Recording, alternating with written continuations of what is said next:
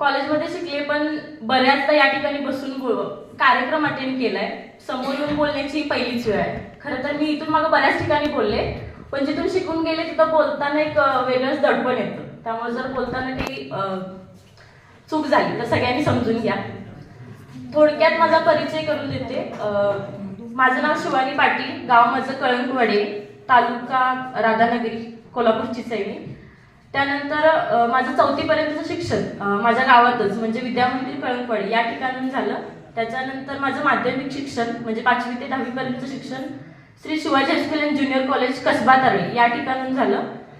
त्याच्यानंतर लहानपणापासूनच इंजिनियर व्हायचं आहे असं स्वप्न डोक्यात असल्यामुळं मी 11-12वी सायन्सला भोगावती महाविद्यालय कुरुकली या ठिकाणी ऍडमिशन घेतली होती. खरं तर मी इथं आता सगळ्या फॅकल्टीला ओळखते, कारण माझं 11-12वी सायन्स झालंय आणि ते पण बोथ ग्रुपमधून झालंय. म्हणजे मी मॅथ्सच्या शिक्षकांना पण ओळखते सगळ्या, प्लस मी बायोलॉजीच्या शिक्षकांना पण सगळ्या ओळखते ज्युनियरच्या.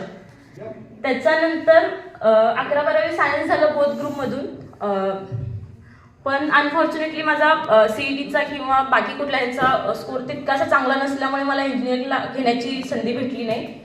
म्हणून मी माझं पदवीचं शिक्षण भोगावती महाविद्यालय कुरुकली या ठिकाणूनच राज्यशास्त्र या विभागातून केलं.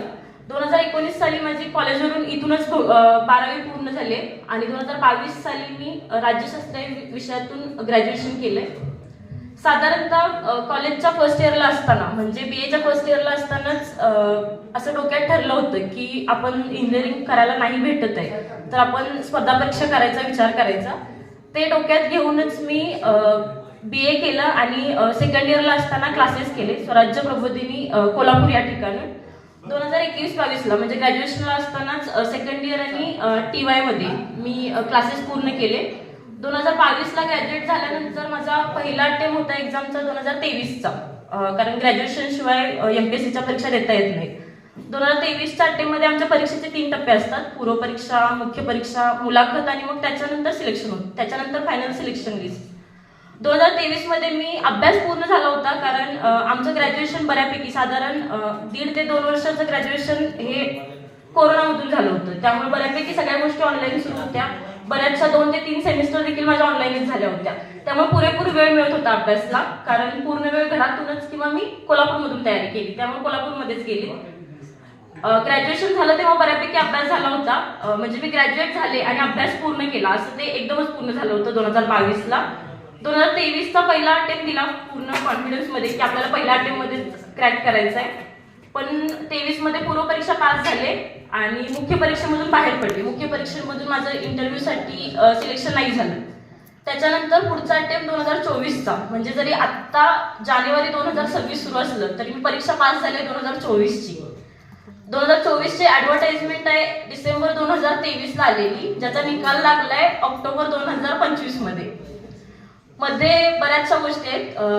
इलेक्शन लागल्या 2024ला. इलेक्शनमध्ये एक्झामचं शेड्यूल पोस्टपोन होतं, त्याच्यामुळे 3-4 महिने एक्झाम पोस्टपोन झाली. पुन्हा मध्येच मराठा आरक्षणचा GR आल्यामुळे मराठा आरक्षणामुळे देखील 6-7 महिने प्रोसेस पुढे गेली. म्हणजे मी पासआउट जरी 2024चे असले तरी अगदी रिझल्ट लागेपर्यंत 2026 आले. त्याच्यामध्ये आता किती तास अभ्यास केला किंवा कसं केलं हे काही गरजेचं नाही, म्हणजे ते विनाकारण सांगितल्यासारखं मी. पण थोडक्यात रिझल्टमध्ये येण्यासाठी किंवा इथपर्यंत पोहोचण्यासाठी काय काय गोष्टींचं महत्व आहे माझ्या स्वतःच्या तयारीत हे थोडक्यात सांगते. सगळ्यात पहिली गोष्ट आणि म्हणजे माझा आवडता शब्द आहे तो जाणीव. या शब्दाच्या बाहेर आपलं जग नसतं. प्रत्येक गोष्टीची जाणीव असावी लागते.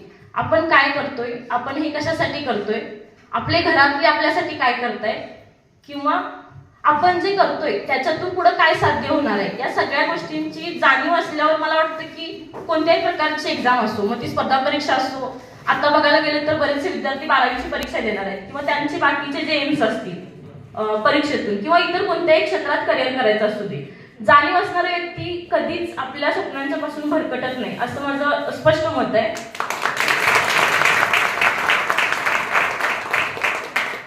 त्याच्यानंतर दुसरी महत्वाची गोष्ट आहे ते डिसिप्लिन.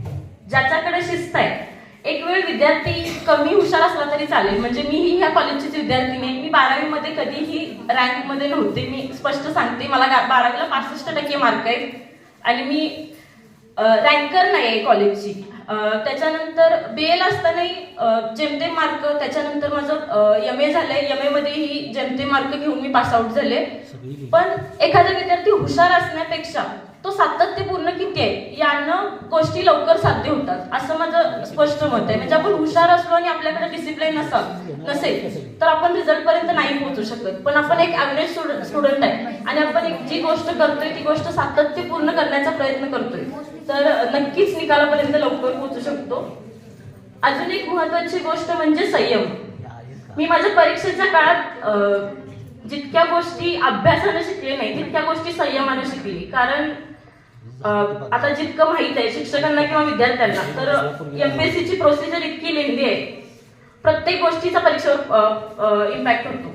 एक्झाम इलेक्शन लागल्या एक्झाम पोस्टपोन होते, त्याच्यानंतर बरेचसे बाकी सगळ्या गोष्टी झाल्या त्या तर एक्झाम पोस्टपोन होते. बऱ्याचदा मुलांच्या मागणी असतात त्यामुळे MPSC चे स्टुडंट आंदोलन करायला लागले तरी एक्झाम पोस्टपोन होते. या सगळ्यामधून प्रत्येक दिवशी अभ्यास करायचा आहे आणि त्या अभ्यासातून माहिती नाही परीक्षा कधी होणार आहे किंवा आपण निकालात असणार आहे की नाही. कारण आमच्या परीक्षेची प्रोसिजर चालली जवळजवळ 2 वर्ष आणि जर ह्या 2 वर्षानंतर मी निकालात नसते तर पुन्हा अजून मला आयुष्यातली 2 वर्ष इन्व्हेस्ट करायला लागली असती सेम गोष्टीसाठी. त्यामुळे ती जी अनसर्टनिटी असते त्या सगळ्याला फेस करत करत अभ्यास करणं थोडं डिफिकल्ट जातं. पण त्याच्यासाठी अजून एक महत्वाची गोष्ट काम करते की आपण माणूस म्हणून किती प्युअर आहे.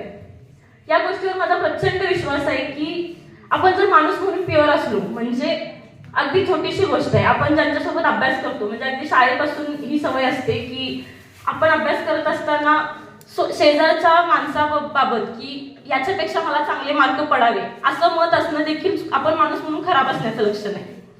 मला मोठं व्हायचं आहे इथंपर्यंत ठीक असतं. माणूस म्हणून आपण जितकं प्युअर असतो तितकं आपण रिझल्ट पर्यंत लवकर पोहोचतो असं माझं स्पष्ट मत आहे. कारण त्या गोष्टीमुळे आपण आपल्या कामापासून विचलित होत नाही. मला मोठं व्हायचं आहे इथपर्यंतच ते सीमित असतं. बाकी कोण काय करतंय कुणाचं काय चाललंय याचा जास्त फरक आपल्या आयुष्यावर पडत नाही. अजून एक महत्वाची गोष्ट म्हणजे योग्य मार्गदर्शन लाभणं आणि आपला जो सोबतचा फ्रेंड सर्कल आहे ते खूप चांगलं असणं. माझं यश खूप लवकर आहे असं मला बऱ्याचदा ऐकायला मिळतं. कारण मी 2022ला ग्रॅज्युएट झाले आणि 2024ला पोस्ट ग्रॅज्युएट झाले आणि मी जेव्हा पोस्ट ग्रॅज्युएशन करत होते त्या वर्षीच मी माझी पहिली मुख्य आणि इंटरव्ह्यूची तयारी आणि MA अभ्यास एकत्र सुरू होता. याच्या पाठीमागे सगळ्यात महत्वाची दोन प्रकारचे व्यक्ती आहेत. ते म्हणजे माझे मार्गदर्शक आणि दुसरी गोष्ट म्हणजे माझा मित्रपरिवार आणि पालकांचा सपोर्ट. तो तर अगदी सुरुवातीपासून पहिल्या डे 1 पासून ते रिझल्ट पर्यंत प्रत्येक दिवसापर्यंत मार्गदर्शक इतके चांगले लाभलेत म्हणजे अगदी शाळेपासून ते MPSC परीक्षा पास होईपर्यंत प्रत्येक व्यक्तीने अगदी मनापासून सपोर्ट केलाय किंवा मी त्यांना मनापासून मानलंय तितकं की ते सांगतायत तीच योग्य दिशा आणि त्यानुसार आपण कार्य करायचंय. आणि दुसरी गोष्ट म्हणजे आपला फ्रेंड सर्कल. आपण कुठल्या लोकांच्यात राहतो याच्यावर आपलं भविष्य ठरतं, नक्कीच ठरतं. कारण ते आपल्यासोबत कसे राहतायत किंवा ते आपल्यासाठी कसा विचार करतायत याच्यानुसार आपल्या आयुष्यातल्या गोष्टी घडत असतात. आपण जर चांगल्या विचारांचा किंवा आपल्याला सपोर्ट करणाऱ्या आणि आपल्यासोबत त्या पद्धतीचं त्यांची आणि आपली विचारसरणी जर एक प्रकारची असेल तर नक्कीच ते आपल्या फायद्याचं ठरतं. आणि चांगलं मार्गदर्शन असणं आणि त्या मार्गदर्शनाचं आपण योग्य फॉलो करणं. मला अजून आठवतंय कॉलेजला आत्ता पण ती स्थिती आहे. कॉलेजला कार्यक्रमाला मुलांना ओढून आणायला लागायचं. आम्ही त्यातलेच आहे. अगदी 12वीचे स्टुडंट असताना पण लायब्ररी हॉलला जायचंय म्हटल्यावर खालून पळून जाण्याचा बराचसा प्रघात असतो आणि तेव्हाही तीच स्थिती होती. मुली कार्यक्रमाला असणार आणि मुलं नसणार, 1-2च असणार, त्यांचं कौतुक केलं जाणार. हे मागच्या 4 वर्षापूर्वी देखील मी हेच अनुभवलंय.